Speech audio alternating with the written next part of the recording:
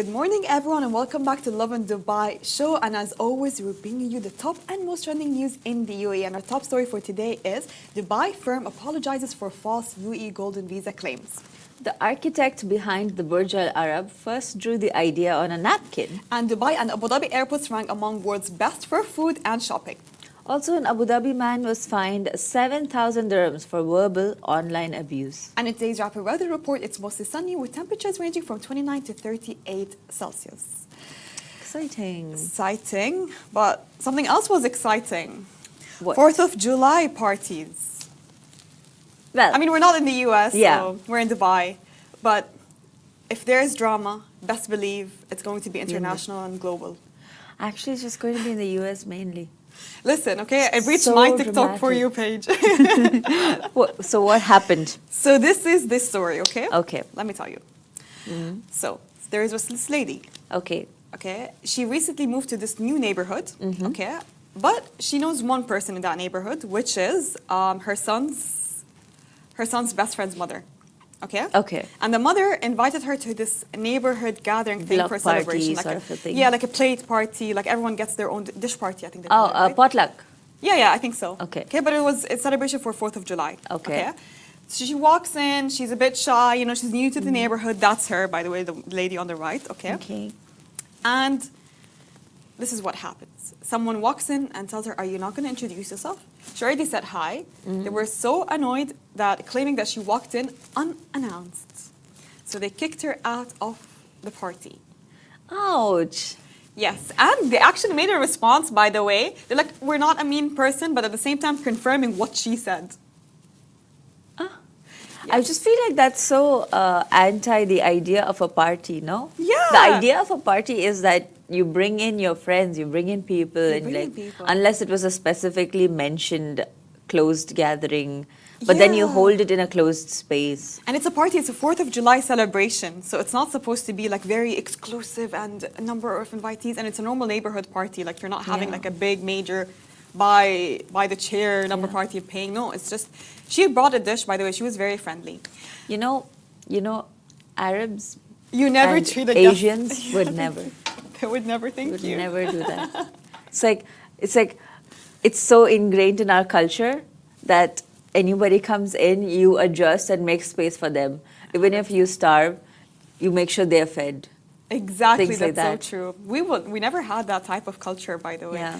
And especially since, by the way, it happens so many times to me. Sometimes I'd have a house gathering and my friend would just bring another friend with her. Yeah. I would never question. I would never say, "Why'd you invite her?"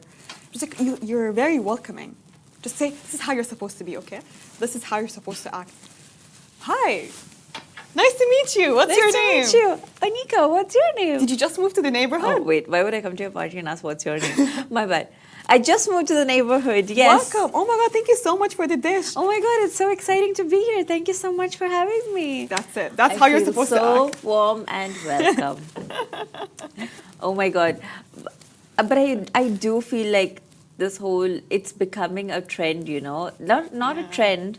It's always been a thing. But I think because of social media, I think I'm becoming more aware of how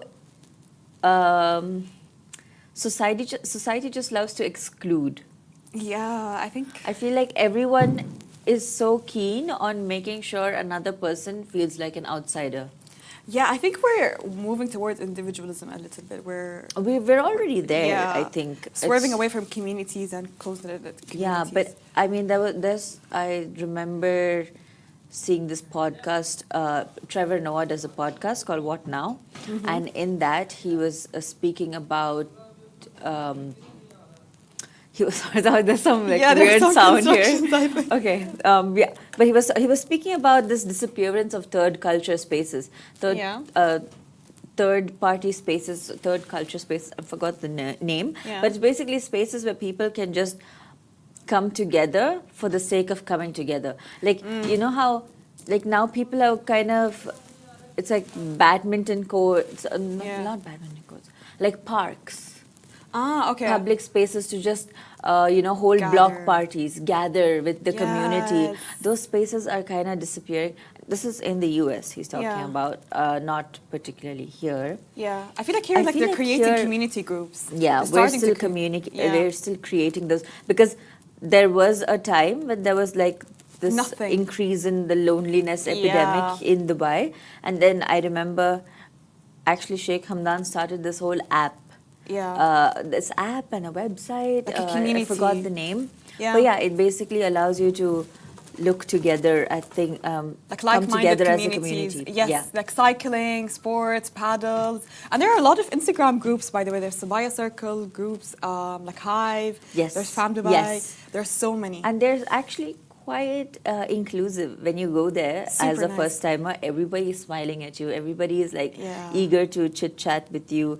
You don't really feel left out unless like there's an internal, of course. Yeah. I don't know if this is the right place, but yeah. I think because everyone has the same feeling, like they recently moved to this country, they're trying to find people, they're trying to find their people, they're away Yeah. from their families. Yeah. So why not make friends family? They need to learn They need to learn. from our manners. But let's jump into our first story. Yes. So our first story for today, Dubai firms apologize for false UAE golden visa claims. So a Dubai-based private group company, Rayad Group, that's a visa advisory company, has issued a public apology claiming full responsibility for spreading incorrect information about a lifetime golden visa guarantee by the UAE government for certain nationalities. This was for Indians and Bangladeshis in particular. So in their statement, they read, we apologize unreservedly for public confusion caused by recent reports and commentary, and we take full responsibility for ensuring future communications are clear, accurate, and consistent with the UAE's regulations frameworks. These statements did not accurately reflect our intentions or scope of services or the limitations of our authority in relation to the UAE Golden Visa Program. To retaliate with full clarity, no guaranteed visa, fixed price program, or lifetime UAE residency product currently exists, and the Riyadh Group does not offer support or participate or endorse any such arrangement. Due to the confusion caused, the Riyadh Group is discontinuing private advisory services for golden visas. Yeah. So I my mean, question is, you know, I think it's big on the company. it's big on the company to come out and to admit that they Yeah. were at fault, but my question is, how can is this a way to try to get people to use their program, to come to them, to try to get golden visas, like to trap people in? There's a good chance. There's a good chance that, I mean, it could have started out as a marketing thing, but if I'm not wrong, there was a whole statement by the VFS Global, that's the people who manage the visa services. So VFS Global actually issued a statement also confirming that these golden visas were happening, and you just have to bring 100,000 dirhams and you're all set. That's 23 lakhs. Yeah. So it is a little upsetting, I would say, that this whole thing happened. Because But I think it got headlines because it's such a big story. yeah, like imagine. it floated around for a day or two, and Yeah. so many visa and travel influencers came up and were talking about it. Yeah, but that's the thing, because I think they did not they did not think that's gonna like blow out of proportion, or for it to reach headlines in India or anywhere else here in the UAE. But it's big of them to. I mean, Address you it, have like, to 2 days you later. have to realize you're selling a beautiful place to live. A dream. Everybody wants to be part of You're Dubai. selling a dream. Exactly. So you can't put out a story like that and think no one's going to act on Pick it up, or yeah. try to find any way to come to Dubai, because everyone wants to come to Dubai. But it's very risky of them to do it, but big of them to apologize. Yes, so, honestly, yeah. Good job. Good job. So Moving on to a little more idealistic story, per se. So, the architect behind the Burj Al Arab first drew the idea on a napkin. So, in case you didn't know, Dubai's iconic landmark, the only 7-star hotel in the world, started from a napkin at the Chicago Beach Hotel. In 1993, British architect Tom Wright saw a dhow, that's the traditional Arabian sailing vessel, sailing away from Dubai while he was at the Chicago Beach Hotel. So this inspired him to create a building shaped like the billowing sail of the dhow. Now, this impromptu sketch on a napkin captured the essence of Dubai's maritime heritage while embodying the futuristic vision of the city. So Wright's sail-inspired concept was immediately embraced by Sheikh Mohammed bin Rashid Al Maktoum, who wanted an unmistakable landmark that would rival the grandeur of the Sydney's Opera House or Paris Eiffel Tower, and so began the construction of the hotel on an artificial island 280 meters offshore. The Burj Al Arab was finally opened on December 1st, 1999, and it cost 1 billion dirhams when it opened. That's a 3.67 billion in today's conversion rate. I'm not sure what it would have been like that. But it's gorgeous. It's gorgeous. I can't believe. So fascinating. Right? But I always want to understand the mindset of an artist. What do you mean you can just draw things on a napkin? I mean, it's like it comes naturally, right? So if you are a writer, you just write it, and for you it feels like no effort, but to another person who's maybe more mathematically inclined, they're like, I don't know how you do it. But then I'm just like, but I don't know how you calculate so quickly. That's so true. So it's just your skills talents. And your strengths. Yeah. What are your talents? I write. Talented writer. I sing a little bit. Really? That's new. Sometimes. I never knew you could in sing. The washroom. Do you have a good voice? I think it's an okay voice. Okay, that's good. Because I'm not gonna put you on the spot. My mom used to she used to put me for music classes, so I had to train in music since I was a kid. There's this type of Indian music called Carnatic music. Yeah. So what is it? It's basically, you know how you have the do re mi's. Yeah. In India, do, it becomes re, mi, yes. Yeah. So in India, that becomes a sa re ga. So. But Carnatic music is like a variation. But the Indian music is divided into Hindustani music, Carnatic music. Cute, and okay. I studied Carnatic music comes more from the south. I think, I'm not sure. I'm not that much of an expert. But yeah, I learned a little bit of the Carnatic music. And then, I think you sing a lot in church. You sing in the choir. You sing in competitions at church. So that was basically where I got my music practice. Writer and a singer. Songwriter. Just, oh my God. What's your talent, Masa? I have no talent. Of course you do. No, I don't. I know you're very into fashion. Fashion is it's not an easy skill. Yeah, by the way, thank you so much. It is not an Appreciate easy that. skill. I love finding good fashion options and deals and clothes. I love shopping. I think this is an addiction more than a talent, though. No. Because if you watch Desperate Housewives. I love Desperate Housewives. So Gloria loves shopping. Yeah, she does. I relate to she her. ends up making a whole career for herself out of that. So yeah, that's true. She becomes like a designer, right? Yeah, exactly. Nice. Not a designer. She becomes a shopping assistant. Oh yeah, she kind does. of But she thing. becomes a shopping assistant. Yeah. Yeah. And then towards. Oh, let's not spoil it for people who didn't watch it. But yeah, basically, I just think we're so used as a society to have basic habits, basic hobbies like writing, singing, dancing, reading. Yeah. Those are supposed to be your basic hobbies, but you're in a generation now where your hobbies will evolve. So like fashion, being good at social media. Thank you. I don't know, paddle, squash. All of these things are also so important. Thank you so much, Annika. I feel heard and seen. I thought because I get shamed for my shopping addiction. Someone says everyone has a talent. Chris, everyone has a talent. Then I'd consider my fashion and shopping addiction a talent.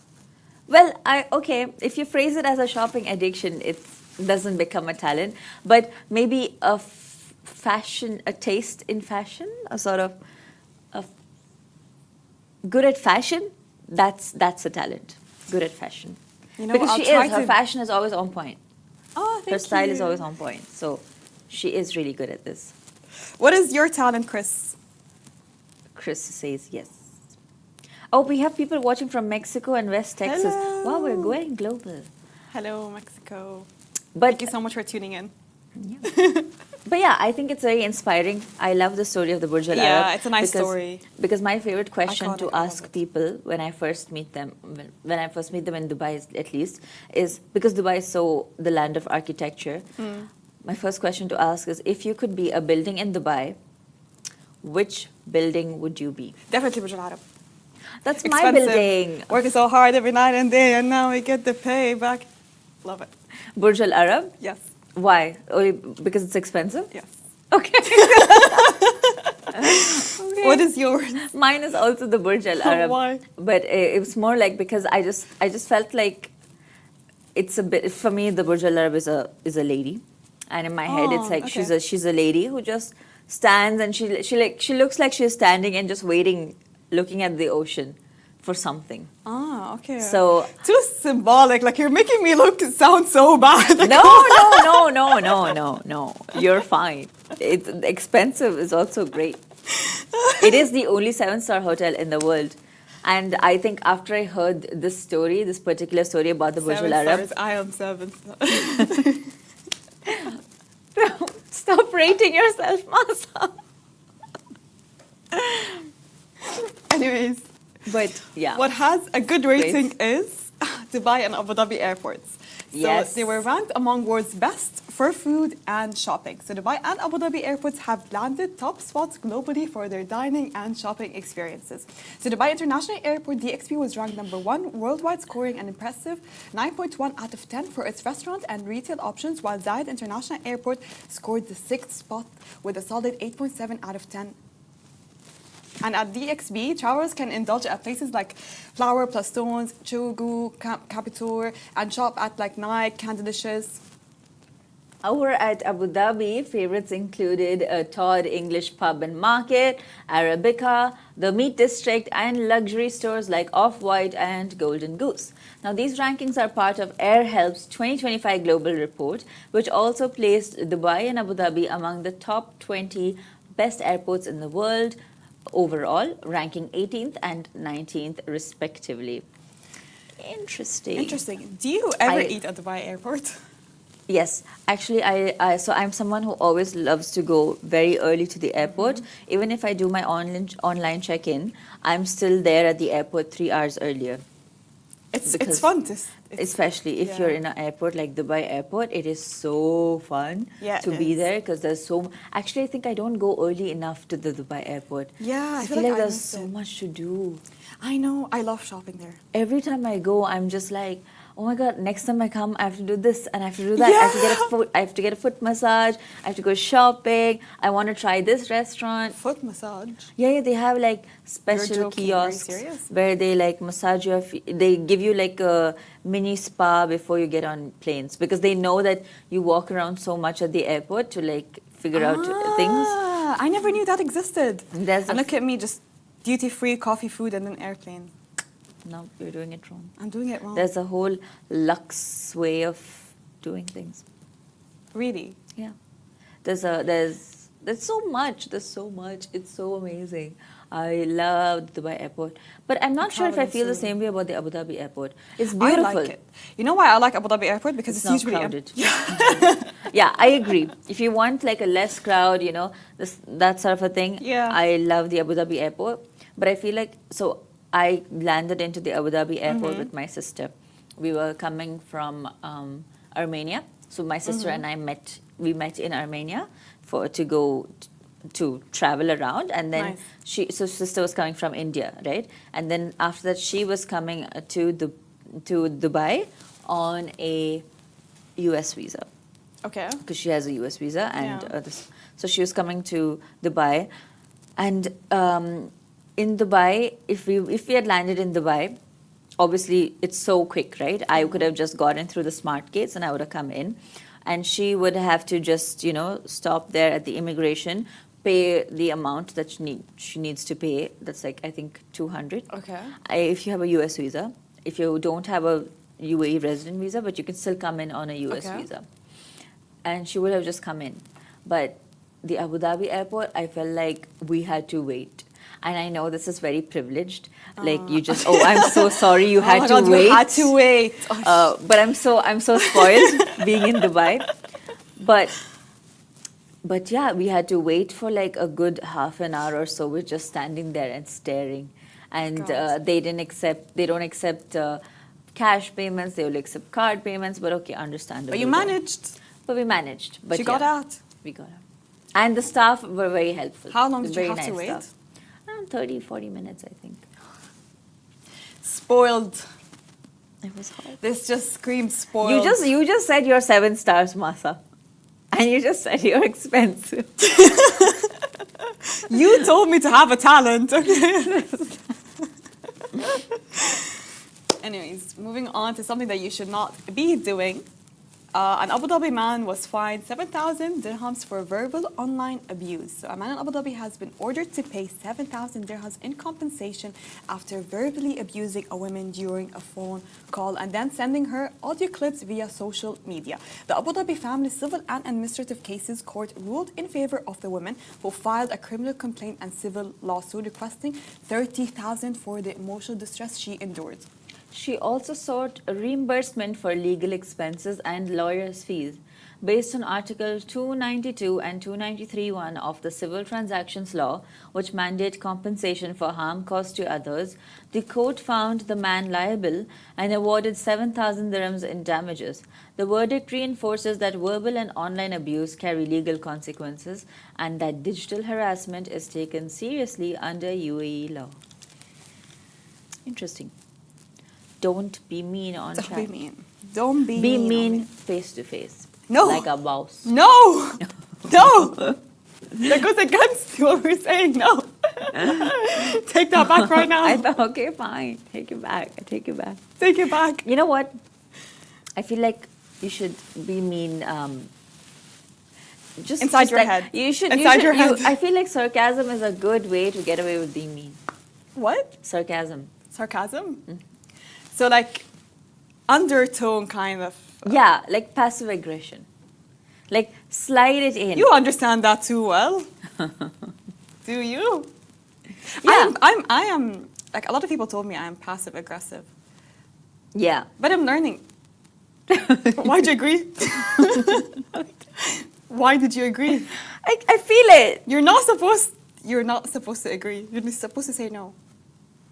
I'm venting to you right now. now. No, Masa, you're not passive aggressive Thank at you. all. You're so amazing. Everybody loves you. Thank you. So I'm learning to. So 101, okay, this is lesson 101 on how to go about being passive aggressive. You get away with fines. No, you don't get away with fines. What we're trying to say is like don't do that at all. Yeah, in That's not- general. Yeah. I mean, yes. Full disclosure. Like, please do not. Do not do that. Do not insult people. That's very rude. Yes. If Especially online, and this is not the first case of Not the first the case. first instance of this happening. A lot of times, people have taken screenshots of someone abusing them on chat and gone to the Dubai courts, and it has been used to Exactly. punish and fine people. So please it's be careful. not tolerated at all. If you feel like you have a problem, best thing to do is just block each other. Block, block, block. Block your.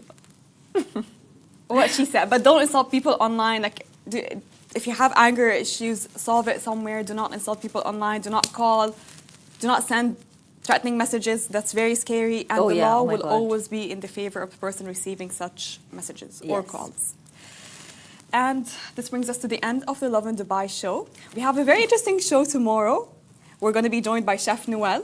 We're going to Oh be my trying the God. ube chocolate. I'm so excited. This is the creator behind the Dubai chocolate Exactly. recipe. So he was on Shark Tank a while ago. So tomorrow's Yes. show is one you just do not want to miss. Very We're excited. going to taste it ourselves, and not just that, we're going to give giveaways.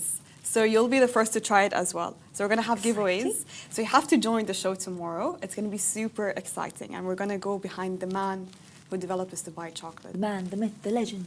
Exactly, the legend. Thank you so much for tuning in, and see you tomorrow. Bye-bye. Bye.